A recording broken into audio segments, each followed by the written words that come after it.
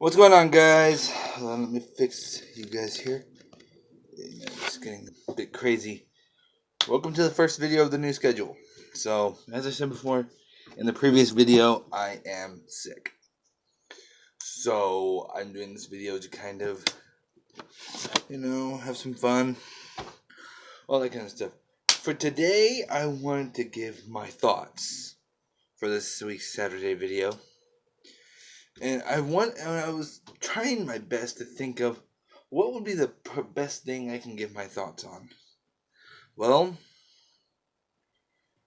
I'm gonna give my thoughts on why reboots suck. Now, this is a controversial subject. I mean, I for one enjoy some reboots, but it's the other side of the spectrum that I'm kind of focusing on. I'm focusing on the reboots that strayed away from the source material and straight up didn't please fans at all, pretty much. So, without further ado, let's go right into it. Oh, before I actually begin, I just want to state that this is in no way throwing shade at any other company. I'm sure you're making great movies. This is no way me bashing on the companies themselves, nor the actors. This is me giving my honest opinion. So, there's your warning. So, now let's get into the video.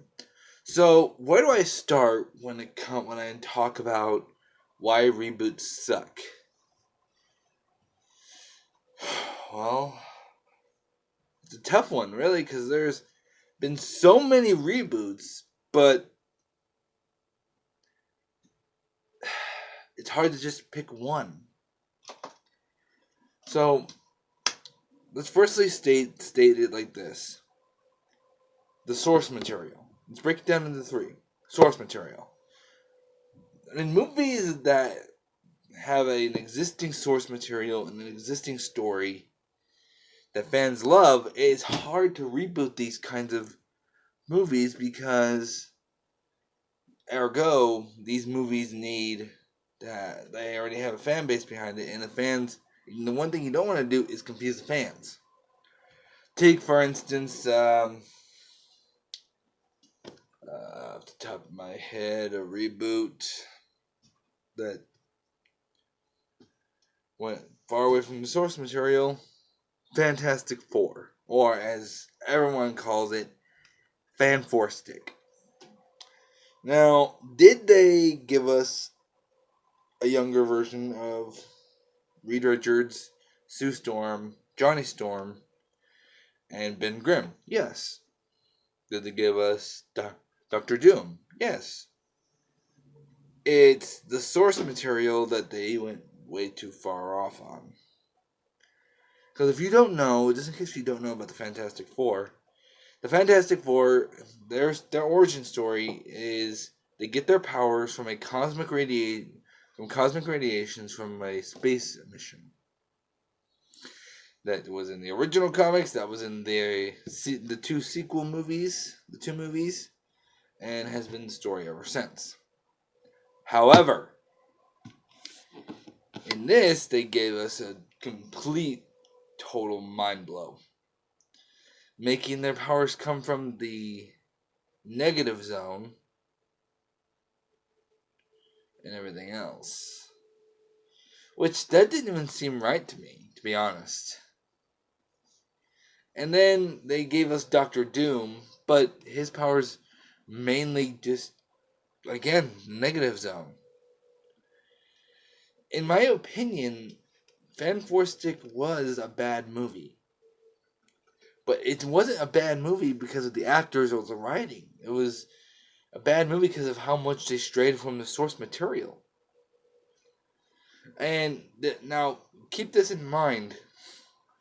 When I say the source material, I mean like the material that... I'm not talking about the material that was already established in movies. I'm talking about the material that was from the comics. So, there's one flaw. Number two, the other thing we talk about for why reboots suck is simple casting. Now I know what I said in the previous one that casting doesn't really have a harsh effect. Well, in this case, it does. Take for instance, they're not technically reboots, but I call them reboots because they had to change the characters in order to do it. Take for instance the Batman Forever and Batman and Robin. Now, these are two films made by Joel Schumacher, which has a bad taste in my mouth even saying his name. Now, the problem with these movies is that not only did we change from Michael Keaton to Val Kilmer, but in Batman Forever to Batman and Robin, we changed from Val Kilmer to George Clooney. And that didn't add up. Because you think, even though Bruce Wayne for Batman has had all this stuff happen and he wants to look more that playboy he always has been, I don't think he's going to end up magically changing from Val Kilmer to George Clooney for story-wise. The movie was cocky, campy, and it had way too many ice puns for my taste. Now, did I disagree on Arnold Schwarzenegger being cast as Mr. Freeze? No. That's the only thing I thought they did good on. The only thing is, they gave him too much of a campy attitude with the ice puns and everything, as previously mentioned. And then, to top it all off, they changed the origin story for Batgirl, making Batgirl be Alfred's niece or granddaughter, and changing the whole Commissioner Gordon thing, which in my opinion is a much better story arc. They should have just went with and said, hey, here's the Commissioner's daughter. Oh, hey, look, now she's Batgirl. It still worked. Now, I've picked apart Van Forstick and I've picked apart Batman Forever and Batman and Robin. Now, let's talk about the third thing on why reboots suck. And that is, of course, fan responses. In the movie industry nowadays, the fan response is hard to please. Especially when it comes to superhero movies.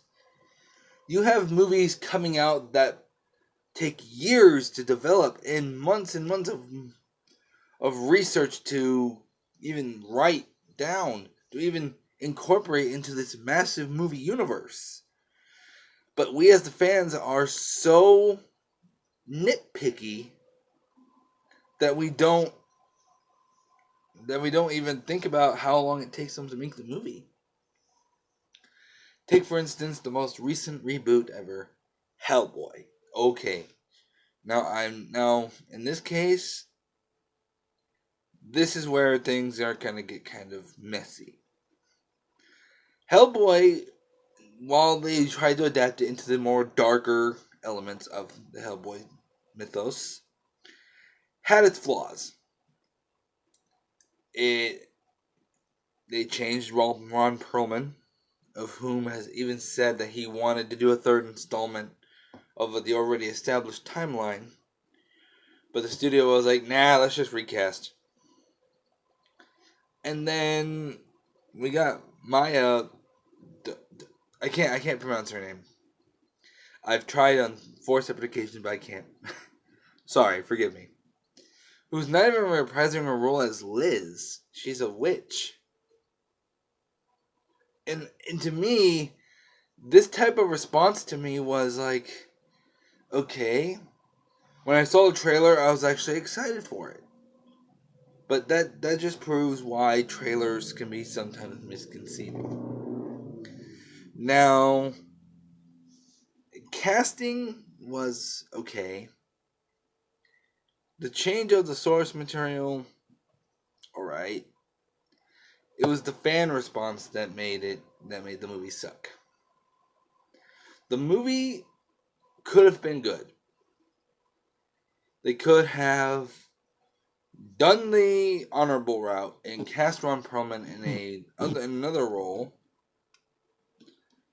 and kind of as a passing of the torch type thing, which would have been perfect still. But all in all, there are several accounts that the fans have made it clear that they don't want this movie, which in my estimation is kind of dumb. Because as I said earlier, you don't know how long it takes for these movies to be made. Yes, it is us seeing the movies, but we don't control what they put in there. We can't just stop them during the writing process and say, hey, I want this version done. I want this done. They have to go through many things. Many opportunities. They have to go through approval. They have to go through casting. They have to go through writing. And they have to go through filming. They have to go through getting locations. This is all basic stuff you can learn from watching a movie or hearing the reports about where they're filming.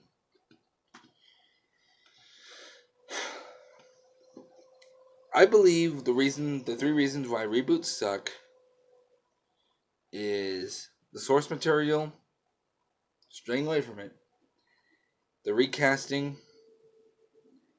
and the fan response. That's basically why. I hope you guys enjoyed this video. It's a bit of a new type of video I'm trying out here on the channel. Let me know what you guys think. Do you think my 3 reasons are dumb? Or do you think my reasons can be altered? Or what are your 3 reasons why you think reboots suck? Let me know in the comments down below, and I will be happily give you a like on them, or show you which one's my favorite. If you want to be so lucky to like and subscribe to this channel, hey, you're doing it just at the right time, because it's rebranding and re-establishing. Until next time, guys, go ahead and take care. I love you.